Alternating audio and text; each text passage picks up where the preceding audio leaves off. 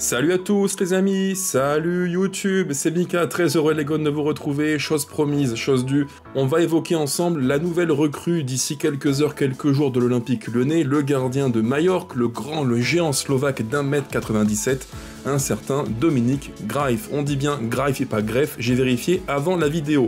Qui est-il? Profil tactique, technique, qualité, défaut, avis des experts qui l'ont vu jouer l'an passé toute la saison, tout ça vous le saurez au cours de la vidéo. C'est un format que j'aime bien parce que je prends le temps de vous dire qui est le joueur, ce que moi j'en ai vu au cours des matchs que j'ai pu revisionner récemment. Et dans son cas, les amis, je me suis refait, c'est simple, 1, 2, 3. Il y a eu Atlético Madrid, le Real, en Supercoupe d'Espagne, la demi-finale. Il y a eu en tout 7 matchs pour Dominik Grajf que j'ai revu depuis 3 jours.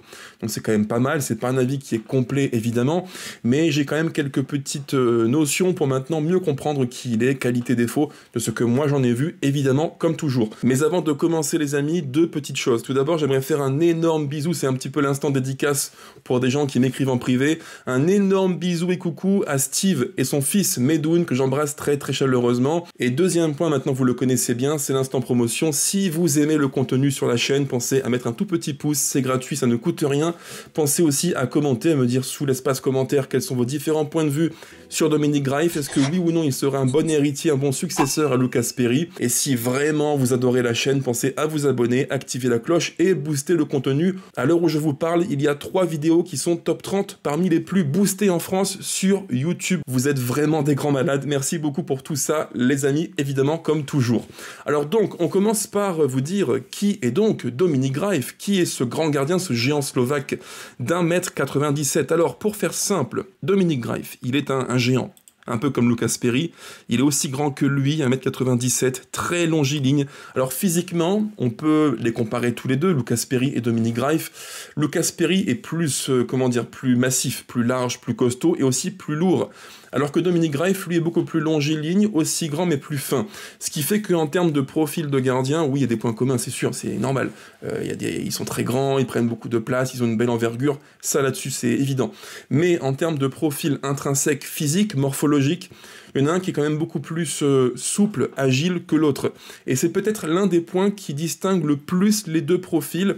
J'ai repéré chez Dominik Grajf une forme de, de souplesse, une forme de détente qui me paraît plus importante que celle de Lucas Perry, qui était plus massif, plus costaud, et qui prenait encore plus de place dans les cages, le géant, le Hercule brésilien, Lucas Perry. Alors je poursuis les présentations de Dominik Grajf, il est né en 97, donc il a 28 ans, il en fera 29 l'an prochain le 6 avril, né à Bratislava, donc en Slovaquie, c'est un petit peu la filière tchécoslovaque pour les plus anciens qu'on est en train de réactiver côté Olympique Lyonnais, même si maintenant les deux pays sont distincts évidemment, donc gardien, droitier, de Majorque et en fin de contrat dans 1 an. Ce qui veut dire que l'OL va le payer, je crois, 4 millions pour être très précis, avec une part d'incentive de bonus de 1,25 million d'euros. Et selon Hugo Guillemé, qui le dit dans l'équipe, il y aura aussi un pourcentage à la revente d'environ 10%. Sur le papier, d'un point de vue négociation, ça me paraît vraiment intéressant. On a affaire à un gardien qui est dans la force de l'âge, qui a 28 ans, qui a fait une saison pleine avec Majorque, 31 matchs joués,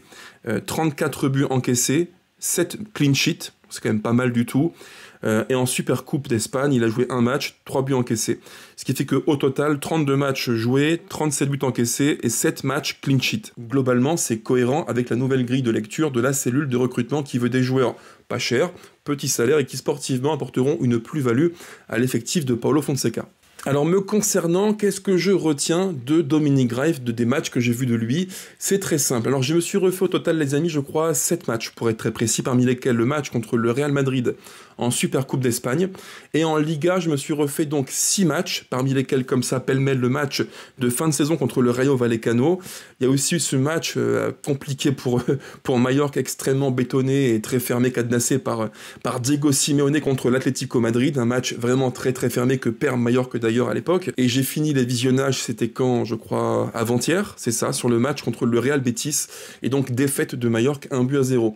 Donc environ 7 matchs intéressants, au cours desquels j'ai vu un petit peu tous les différents scénarios possibles, victoire, défaite, contre des gros, des petits, et une fois tous ces matchs bien visionnés avec attention, qu'est-ce que je peux vous dire les amis? C'est très simple, pour moi, Dominik Grajf, il a un profil de gardien typiquement à l'italienne. mais vraiment à l'italienne. Pourquoi? C'est un gardien qui n'est pas hyper proactif. Ne comptez pas sur lui pour aller jouer relativement haut, quasiment comme un libero à la Neuer. C'est pas son style du tout, mais pas du tout. C'est un gardien un petit peu, je dirais, sauce Donnarumma, extrêmement grand, grande détente, il prend beaucoup de place dans les cages, sauf que par rapport à l'italien, il a un jeu au pied de bien meilleure qualité. Alors c'est pas non plus un top relanceur, c'est pas Ederson, c'est pas ces gardiens-là qui ont un jeu au pied de qualité plus, même si Ederson a quelques difficultés avec City, mais il a un bon jeu au pied, vraiment un jeu au pied très fiable, serein, tranquille. Ça, c'est le point qui, je pense, marque le plus la rétine. C'est quelqu'un qui, sous pression, est tranquille. Moi, je l'ai vu faire des relances vraiment du droit, du gauche, je cours, je long, je temporise, je prends le temps, je crée un décalage par la passe, ça, il le fait excellemment bien, parce qu'il est vraiment serein. En fait, il a confiance en son pied. Et c'est frappant, en fait. C'est quelqu'un qui, dans les principes de jeu de Majorque, et je peux le dire, le premier vrai relanceur. Même si c'est moins marqué, moins marquant avec Majorque qu'avec l'OL de Fonseca, qui veut des relances courtes sous pression de qualité, le gardien, les centraux, néanmoins, des matchs que j'ai vus, le Majorque et son coach faisaient vraiment hyper confiance à Dominique Greif, jeu au pied, on le sent bien. Alors oui, c'est pas non plus une équipe qui, sous pression, est extrêmement forte, on l'a vu en match amical. Parfois, c'est un petit peu compliqué derrière à la relance, mais clairement, lui, il n'hésite pas à prendre son temps, à poser le jeu tranquille, piano. C'est vraiment hyper intéressant. Donc pour moi, d'un point de vue relance propre, il matche bien avec ce profil qu'on peut imaginer. Maintenant, il y a aussi un point qui est aussi extrêmement important et qui, je pense, pour la cellule de recrutement de l'OL, est un des 2-3 paramètres qui ont été cochés. C'est la faculté du gardien à être fort sur sa ligne. Et là, les amis, vous n'allez pas être déçus. Même s'il a encore pas d'enflammade, je ne dis pas que c'est un gardien top 5 mondial, pas du tout. Mais sur sa ligne, il a des arrêts réflexes de très très grande qualité. J'ai en tête cette parade de folie, c'est monstrueux. À parade réflexe, et ça va super vite. Sur sa ligne, il a des réflexes de très très très haut niveau. C'est, je pense, l'un des 2-3 critères qui ont été ciblés par l'OL. Ça paraît évident sur le profil du gardien. Donc très fort à la relance, des arrêts réflexes de très grande qualité, c'est vraiment les 2 points forts du gardien. Maintenant, qu'est-ce qu'on peut dire aussi? Alors, quand je dis un gardien un petit peu dans la culture italienne, Serie A, formation italienne, pourquoi? Parce qu'il n'est pas hyper proactif, c'est pas quelqu'un qui va faire une Neuer et venir jouer libéraux, ça c'est sûr, et dans les airs, il n'est pas un gardien qui aime bien charbonner. C'est pas quelqu'un qui va aller tout le temps comme ça au duel comme Anthony Lopez chez nous qu'on a connu, ou à l'époque pour les plus anciens d'entre vous, quelqu'un comme Barthez qui aimait bien sortir les 2 points en avant et aller au duel. Pas du tout, on n'est pas sur ce profil de gardien là. Il est beaucoup plus dans ses cages, un peu en gardien reculé, en gardien je dirais purement défensif, en gardien conservateur. Il aime bien être sur sa ligne parce qu'il a foi en ses qualités. Il sait que sur une parade réflexe, il peut faire la différence. Donc, pas besoin d'aller chercher des ballons loin de ses cages, il s'en fiche, lui il est là pour préserver ses buts. Et ça, il faut l'avoir en tête, parce qu'on pourrait se dire que l'OL de Fonseca chercherait un gardien proactif qui peut jouer haut, comme Perry le faisait l'an passé, c'est possible, mais là c'est pas le cas. Vraiment, on est sur un profil de gardien qui est très différent, qui est, je dirais, moins proactif dans les sorties en bloc haut de l'OL que Lucas Perry, mais sur sa ligne et dans le jeu au pied, c'est au moins aussi bon, voire mieux, il n'y a pas de doute là-dessus. Les duels aériens, parlons-en, c'est pour moi l'un des petits points d'interrogation justement que j'évoquais juste avant, parce qu'en fait, dans les airs, il va très très peu au duel. Ce n'est pas quelqu'un qui va venir comme ça capter les ballons sur un centre un peu risqué, il est assez prudent. Il est un peu en mode conservateur. Mais ce que je peux vous dire, les amis, c'est que les quelques fois où il décide d'aller prendre dans les airs un ballon, 9 fois sur 10, il est gagnant. Parce qu'il est tellement grand, il a des bras qui sont gigantesques. Contre le Real Madrid en Supercoupe d'Espagne, sur les 5 ou 6 corners du Real, franchement, il en prend 5 ou 4. Voilà, donc il est dans les airs très très dominant, mais il n'a pas forcément le profil, on peut le dire comme ça, pour aller chercher les ballons souvent dans les airs. Il est assez prudent, assez conservateur. Point positif aussi, comme je vous l'ai dit un petit peu en lien avec l'argument juste avant, c'est quelqu'un qui gagne beaucoup de duels dans les airs, ça c'est vrai. Jeu aux passes extrêmement propre, il a une qualité de passe, un taux de réussite extrêmement élevé, qui en fait l'un des peut-être 4 ou 5 meilleurs en Liga. C'est pas rien, et surtout, il encaisse très très peu de buts. L'an passé, dans les statistiques avancées en Liga, Majorque aurait dû encaisser 47,8 buts, 47,8 expected goals against, donc les expected goals contre Majorque. Et sur les 47,8 qu'aurait dû encaisser Majorque, il a encaissé seulement 34 buts, donc une surperformance d'à peu près plus 13, ce qui montre bien que on a affaire à un gardien qui est non seulement bon sur sa ligne, bon jeu au pied, et qui est en plus, point extrêmement important, un gardien décisif, tout comme Lucas Perry l'an passé. Ça, c'est le portrait global, le panorama global sur Dominic Greif. Donc grand gardien, très longiligne, très bonne détente, fort sur sa ligne, jeu au pied de grande qualité, du droit, du gauche, court et long. Il peut casser le pressing adverse sur une passe. Ça, c'est un point qui est vraiment très important dans l'optique du jeu, du plan de jeu de Paulo Fonseca. Maintenant, au rayon des défauts, il y en a quelques-uns que j'ai pu repérer aussi. Pour moi, il y a un défaut qui est assez important, c'est sur les quelques matchs que j'ai vus, disons une lacune dans la lecture du jeu. Ce n'est pas, je le répète, un gardien qui est protagoniste, proactif. Il n'ira pas chercher haut les ballons, et les quelques fois où il le fait, j'ai en tête ce but, dans mon souvenir, c'est Griezmann qui part seul en contre-attaque, et là, comme Greif anticipe le ballon un peu trop vite, il se fait lober de 25 mètres par Antoine Griezmann. Ce qui montre bien que dans la lecture des séquences offensives adverses, c'est pas le gardien qui est le plus à l'aise pour jouer haut, pas du tout, et on n'est pas à l'abri d'une erreur de jugement. C'est aussi lié à son profil technique, un gardien vraiment plus conservateur que protagoniste. Et ça, c'est pour moi le principal, je dirais, axe de progression sous Fonseca pour Dominic Greif, être plus proactif, sortir un peu plus haut, parce qu'on le sait, en Ligue 1 et en Europa League, peut-être que sur 6 matchs sur 10, l'OL jouera en bloc relativement haut, avec l'ambition de maîtriser techniquement les débats du match. Donc il faut un gardien qui puisse jouer relativement haut, anticiper, et être presque le libéro de la charnière Mata-Niakate. Donc là, il faudra progresser à l'évidence, être plus à l'aise un peu plus haut quand il le faudra. Je pense qu'il peut le faire parce qu'il est bon au jeu au pied. Tout est question de motivation et d'envie de faire un peu plus que ce qu'il ne fait. Alors maintenant, faisons appel à la data pour un petit peu illustrer le profil de Greif. Est-ce que oui ou non ça matche bien avec ce que j'ai pu repérer au fil des matchs? Je vous mets à l'écran un radar extrêmement intéressant de Dominic Greif qui montre bien ce qu'il vaut, et ce graphe vient du site datascout.fr que je vous recommande très vivement. Grande qualité, super application qui vous dit tout, statistiques avancées sur un profil que vous avez choisi. Il faut taper dans la barre de recherche le joueur et tout s'affiche directement. Et pour ceux qui voudraient, parmi vous les plus grands fans de data et de statistiques avancées, vous avez un code promo qui est MIKAOL, tapez-le et vous avez le droit à moins 50% pour l'offre starter qui donne accès à plusieurs championnats. N'hésitez pas à en profiter les amis.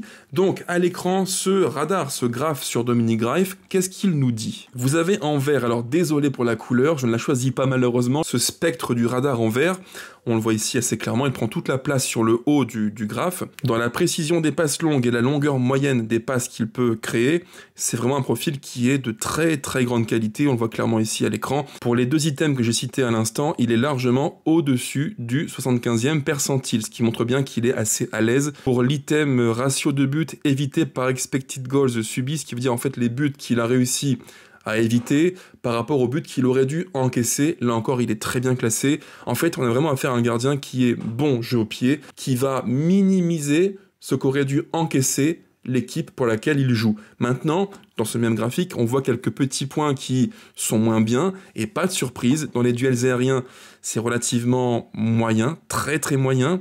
Dans les sorties, c'est très moyen. Dans les clean sheets, alors c'est pas que lui, c'est aussi dû à Majorque, c'était moyen aussi. En fait, ce graphique-là, il résume exactement ce que j'ai vu des matchs de Dominic Greif. Profil de gardien qui est très bon relanceur sur du jeu long, une facilité du droit, du gauche pour trouver quelqu'un sous pression, ça c'est positif. Il est sur sa ligne vraiment très fort, de très gros arrêts réflexes, mais il a un profil de gardien conservateur et pas protagoniste. C'est pas un Manuel Neuer, c'est pas quelqu'un qui va jouer très haut sur le terrain, il est plutôt proche de ses cages, plutôt en mode attentiste, mais dans ses cages, il est vraiment très fort. Alors maintenant, si on le compare à Lucas Perry très vite, on a le spectre en vert, encore du vert malheureusement, de Lucas Perry, et en bleu, Dominic Greif. Qu'est-ce qu'on peut dire? Ça paraît ici assez clairement. Toute la partie gauche du graphe, donc on a précision de passe totale, passe longue réussie en pourcentage, longueur moyenne des passes. Dans ces trois items-là, il explose littéralement Lucas Perry. C'est pas surprenant, Dominic Greif a une qualité très forte dans le jeu au pied, je vous l'ai dit juste avant, là où Lucas Perry était quand même plus ou moins correct, moyen, sans plus on va dire. Il y a eu des matchs où Lucas Perry a fait des petites boulettes. Le match contre Marseille au Parc OL est un des exemples qui ont montré que jeu au pied, sous pression, c'est pas toujours facile pour lui. Donc, la partie gauche du graphe, elle est clairement pour Dominic Greif, jeu au pied, il n'y a rien à dire. Maintenant, sur tout ce qui est but évité, pourcentage d'arrêt, but évité par expected goals subis, les clean sheets, les sorties et les duels aériens gagnés, pour tout ça, Lucas Perry est devant Dominic Greif. Alors même si, il faut pondérer comme toujours, la data n'est pas là pour dire si l'un est meilleur que l'autre. On ne réfléchit pas en termes de niveau des gardiens, Greif et Perry, mais en termes d'apport. Qu'est-ce que l'un apporte et qu'est-ce que l'autre apporte en club? Et ici, on a deux profils assez différents dans le jeu au pied. L'un est plus fort que l'autre, et d'autre part, l'autre est plus fort dans le jeu aérien et les sorties pour anticiper ce qu'il se passe dans le dos de Mata et Niakate, en l'occurrence Lucas Perry. Mais ne partez pas trop vite, comme toujours, qui dit vidéo mercato dit avis d'expert, parce que oui, beaucoup me disent en commentaire, Mika, quand tu fais un format comme celui-ci, on aime bien avoir le point de vue d'un expert qui a vu tout au long de la saison le joueur. Et pour l'occasion, j'ai appelé le compte qui je pense est le plus expert du joueur, en l'occurrence celui qui l'a vu l'an passé à tous les matchs en club, un certain Mallorca Francia, comme on dit en espagnol, donc pour me dire qui est exactement Dominic Greif, qualité, défaut, profil de gardien, et jusqu'où il peut aller, et est-ce que oui ou non, pour l'OL, c'est une bonne affaire. Voici les éléments de réponse de Mallorca Francia. C'est parti. Alors pour commencer, les qualités de Dominic Greif. C'est un profil qui est similaire à Lucas Perry physiquement. C'est un gardien qui est complet et fiable, très bon sur sa ligne et capable de relancer proprement. Les sorties sont peut-être l'un de ses points faibles, il ne sort pas beaucoup c'est vrai, mais c'est notamment dû à ses capacités sur sa ligne, me dit Mallorca France. Question numéro 2, quel a été son parcours à Majorque? On me dit, à son arrivée, il était censé devenir le numéro 1, mais ça n'a pas été le cas. Il a eu des problèmes physiques qui lui ont pourri ses débuts, le club galéré avec les gardiens à cette époque-là, et en fin de saison, il a été décidé de recruter Rajkovic à Reims. Sans surprise, le Serbe s'est imposé. Greif, qui revenait petit à petit à son niveau, était deuxième gardien pendant 2 ans. La dernière saison de Rajkovic, Greif a été titularisé pour les matchs de coupe. Il a fait de très bons matchs, de très gros matchs, me dit Mallorca France, et il a emmené le club en finale de la Coupe d'Espagne. Rajkovic sur le départ, le club laisse sa chance à Dominic Greif. Et la suite de l'histoire, une très belle saison à la clé, me dit Mallorca France. Question numéro 3, question suivante, je lui ai dit mais pourquoi a-t-il éclos aussi tardivement? C'est une éclosion tardive pour les raisons invoquées plus haut, blessure, concurrence, donc pas si problématique. À savoir que Greif était déjà considéré comme fort potentiel à l'époque quand il était au Slovan Bratislava. Et donc, pour finir, j'ai posé la question à Mallorca France, est-ce que oui ou non, selon toi, c'est une bonne affaire pour l'OL? Et il me dit que, au vu de la situation économique de l'OL, je pense que c'est un très bon rapport qualité-prix. C'est un gardien fiable sans claquer des sommes astronomiques, me dit donc Mallorca France. Et évidemment, un très grand merci pour tout ce qu'il m'a dit en commentaire, en message privé. Merci beaucoup, mon ami. Alors, qu'est-ce qu'il faut retenir, les gones, sur ce gardien Dominic Greif? On est sur un profil de gardien plutôt, comme je l'ai dit, conservateur et pas très protagoniste, pas vraiment proactif. Dans les principales qualités, je dirais jeu au pied, sous pression, jeu long, jeu court, très grande qualité, l'envergure et surtout les arrêts réflexes, une très grande faculté à être fort sur sa ligne. Maintenant les défauts, il est très peu proactif, il sort très peu, pas tout le temps à propos, quid de sa lecture du jeu, et donc dans les airs, pas tout le temps présent. Ça, c'est les 3 grands points négatifs pour Greif. Donc, si on pèse d'un côté le pour, les qualités, le contre, les défauts, et qu'on prend aussi en considération le prix qu'on va payer, à savoir 4 millions plus quelques bonus, à mon avis, les amis, c'est plutôt un très bon deal. Profil qui colle bien à ce que demande Fonseca, pour un coût relativement bas, à mon sens.